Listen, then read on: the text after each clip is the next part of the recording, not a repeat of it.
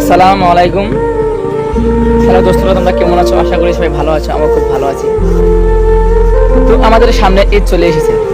তো আমরা ছোটবেলায় আমাদের বাবার টাকা দিয়ে ঈদের দিন খুব ফুর্তি করতাম, ঈদের আগের থেকে খুব ফুর্তি করতাম।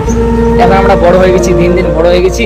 আর আজকে আমাদের কি একটা মনের ভিতরে ফিলিংস আসতেছে, এবারকার ঈদে আমরা কি করবো। আমাদের এই ছোটবেলায় ফুর্তি আর ঘুরে আমাদের আসে না।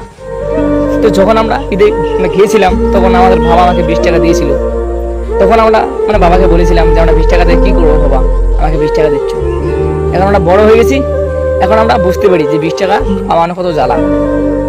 তখন আমরা বাবার টাকা খুব ভাঙতাম, ঈদে হিসাব করতাম না, দুনিয়ার টাকা উড়াইতাম।